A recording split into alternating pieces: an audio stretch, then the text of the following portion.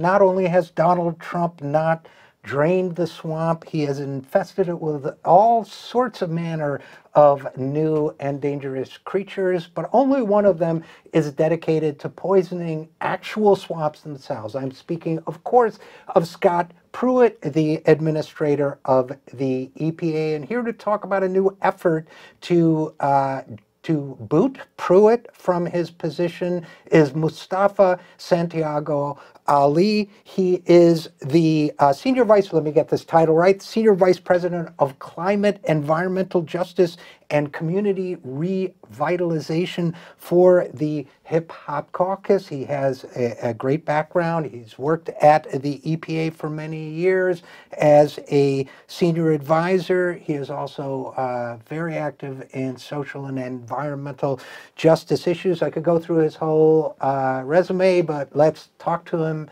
instead. First of all, Mustafa, thank you for coming on the program. Thank you for having me. I appreciate it. And secondly, why do we need to boot Pruitt? Yes, well, we definitely need to boot Pruitt for a number of different reasons. I mean, you can look at it underneath of the ethical considerations that are currently going on. You know, many people have now heard about the $50 luxury condo on Capitol Hill that he had. People have also heard about the luxury trips around the country without any real connection to environmental or public health here inside of our country. But then you can get down to the real crust of the matter, if you will, and that is better protecting the health and environment of our country. You can look at the Clean Power Plan and how they've been trying to deconstruct and roll back that, especially for our most vulnerable communities. That is just completely unacceptable because we know that over 300,000 people in our country die each year from air pollution, and disproportionately many of those are communities of color, low-income communities, and indigenous populations. We know that we have skyrocketing asthma rates, but yet they are still playing around with the air protections in that as well. And we know 25 million people suffer from asthma, 7 million children, and when we look at communities of color, again, they are the ones that are most impacted by these types of decisions that are being made. So the reasons that we are saying boot Pruitt is because he's not doing his job as the administrator of the Environmental Protection Agency and protecting the health and environment of our country. You know, you came right to an issue that I think is so important in this conversation about Scott Pruitt, and really a number of Trump appointees, but especially Scott Pruitt, I think, which is that, yes, it's outrageous that he's renting a townhouse at favorable rates from a lobbyist. Yes. That's outrageous. Yes, it's outrageous that he takes these luxury flights, and that his excuse for taking these luxury flights is that he does not want to come into contact with ordinary voters who might disapprove of what he does, might express that disapproval directly to him. He does not want to talk to the people. It's all outrageous, okay? And the guy's ethics are dubious at best. But the real ethical outrage to me is that Scott Pruitt wants to do things that will harm the health of children in this country, of old people in this country, of people who are already at a disadvantage in this country. You know, we were talking before we began, before the camera came on, about, I've always had trouble with this notion. To me, social justice and environmental justice are inseparable, right? Because it is the most economically vulnerable, more often than not, and the most vulnerable to structural racism and other forms of prejudice, who are right there being exposed to these kinds of toxins, the kind of things that Scott Pruitt, every day, I guess, to the extent that he works at all. I don't know what his workday is like. These guys don't seem to be workaholics as a group, but he's basically undoing rules to protect children. Let's talk about that a little bit. You mentioned clean power. What's he doing there? Well, with the Clean Power Plan, now we know that that is focused on lowering the carbon emissions that are going into the atmosphere, which are contributing to climate change. And we saw recently those storms that came through in places like Houston and in Port Arthur, Texas, and in Puerto Rico and the Virgin Islands. They're trying to deconstruct and roll that back. Now, they made those promises when they were on the campaign trail. They were going to do it. So now we have the hard fight of making sure that that doesn't happen. And there's some other dynamics that happen in that space. So as we are beginning to have these conversations about carbon pollution, we should also be talking about where are those facilities located. Coal-fired power plants are predominantly located in lower income communities and communities of color. So there is the connection that exists there. And we also know that unfortunately Administrator Pruitt has some extremely strong ties to the fossil fuel industry. So that might be a driver in some of the decisions that he's making. And you can look at other things also like lead. If you look at the president's budget that came out, there was the elimination of lead programs. Now, we don't have to say anything more than Flint, Michigan, to get people's attention and understand the impacts that happen from lead. But there are 3,000 other locations across our country that have higher levels of lead than Flint. So we know the devastation that happened there. But so it doesn't make any sense for this administration to be trying to roll back and deconstruct these basic protections that are necessary. If we truly say we want to strengthen our country, then we should be focused on our most vulnerable communities who are suffering because of the decisions that are being made. So when you talk about something like lead and rolling back I don't think we were anywhere near where we need to be even in the present state, right? And so if you talk about rolling that back, you're really talking about a poison that affects the mental and physical development of children. And you know, it's just a devastating thing to do to the American people. And you mentioned something I also want to go into in a little more depth, which is Scott Pruitt's relationship with the fossil fuel industry right now. As I recall, and I might be recalling this wrong, but I think he was Attorney General and basically issued instructions or edicts that were written by fossil fuel lobbyists. He's got a very, very cozy relationship with those folks, right? Yeah, some folks would say in bed together, you know, so that will be for everybody to sort of analyze and determine that for themselves, but there are extremely close ties that exist there. He comes from Oklahoma, and, you know, he actually sued the agency numerous times. So it's very curious that you would have an administrator who has the distinct responsibility of protecting public health and the environment, who has done everything in their previous career to stop that from being put in place.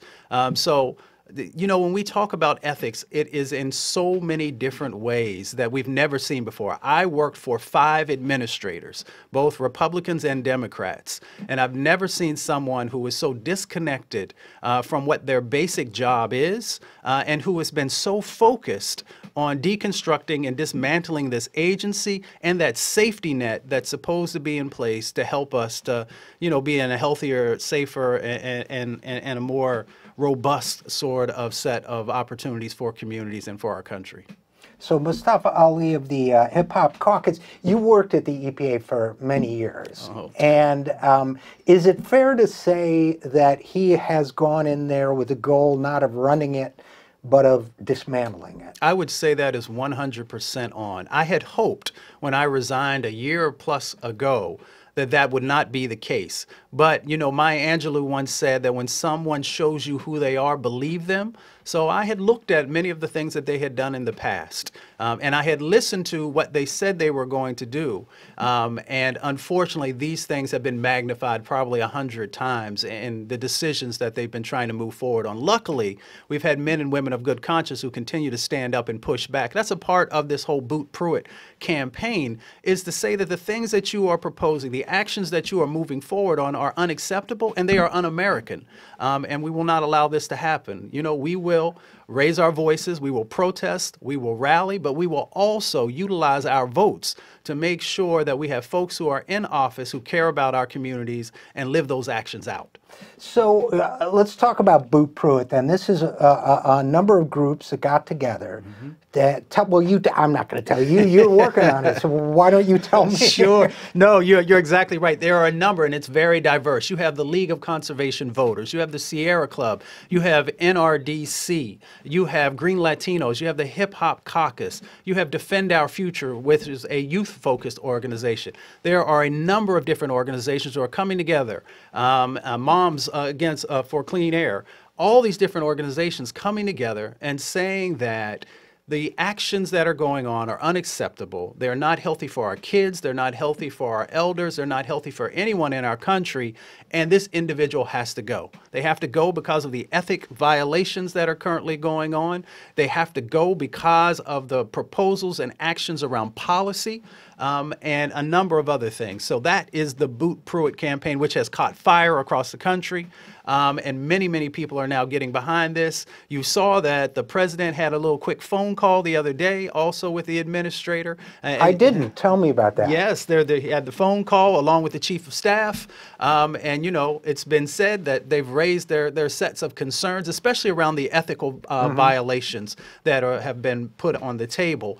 And as you can tell, there are a number of vacancies that continue to pop up in the Trump administration. And it looks like there may be another one at the EPA real soon. One of his long-term advisors just recently submitted her resignation letter. One of whose? Pruitt's. Pruitt. Yes. So, all right, so let's game this out. Yes. Mustafa Ali. Let's say that the prayers of millions are answered and Scott Pruitt's gone. Yes. Okay. Then what happens? I mean, Trump is still going to be the president, Yes. right? Yeah. He will appoint the successor. Are we hoping that, because I say we, because I'm in total support for this effort, are we hoping that Trump will take this as a warning and dial back, not have quite as outrageous an anti-human, person as Scott Pruitt and as his successor? Are we hoping that this will stir Congress to dial this guy back or dial his successor back or what have you? All of the above? Is it consciousness raising, making people aware? Is it all of the above? I think it is all of the above. One, it's helping folks across the country to understand how important it is to have an administrator of the Environmental Protection Agency who understands their job, which is to protect public health and the environment, and to take that seriously. The other part of it is also to help people to have a better understanding of what happens when we don't have someone who has that mindset in place in relationship to those basic protections that need to be put in place. The other part of it is to make sure that those men and women of good conscience on Capitol Hill, especially on the Senate side, who would then have to go through the process of approving the next person, would also take into serious consideration making sure that there's someone who's going to do the job properly. So there are a number of different dynamics that happen in this space, and that's why people's voices matter so much, for people to understand that they actually have power in this process, and if they see fit to engage with those who will be making decisions about whom the next person will be. So in a way, this has tremendous, not just short-term, but long-term importance, right? Because we're all assuming that the day, or hoping, for the sake of the future of the planet and everybody on it, that the day will come when these guys are out of power. Okay, let's just think long-term here.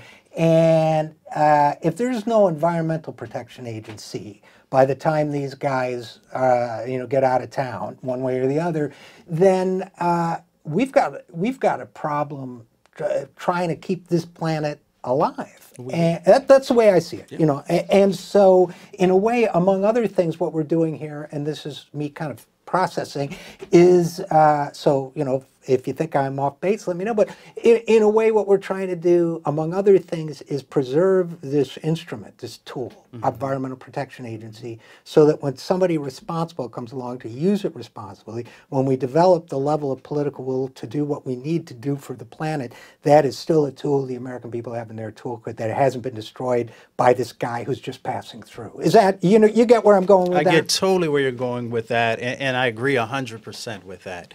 The Environmental Protection Agency actually came about under Richard Nixon. I know. But it came about out of activists, advocates, conservationists, everyday citizens saying that we need to have these basic protections in place. Now, I'm just a little bit too young to remember, some of the stories that were told about the Cuyahoga River catching on fire.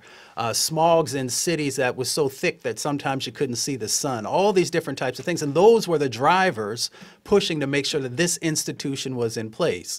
This institution is of and by and for the people, and they're utilizing your tax dollars. So you should make sure that those tax dollars are being used in a way that helps to protect your community, to protect your health. And that's why people are fighting so diligently to make sure that this institution is still in place, but that this institution also lives up to, sort of the mandate that's been set forward for it. So I'm looking forward to, I truly believe that the American people will continue to push and make sure that, you know, the basic protections are in place, but we really need to also be focused on enhancing those so that everyone is actually protected by the Clean Air Act, the Clean Water Act, RCRA, and so many of the others that are out there. And the new ones we're going to need to pass Without as doubt. well. So, Yeah. well, you know, I am not too young to remember those days, and I have the asthma to prove it. So, well said. It's a great campaign. People can find out about it where? At bootpruitt.com? That's exactly right. So I hope you will come back at some point and continue this discussion, but for now it's a great effort.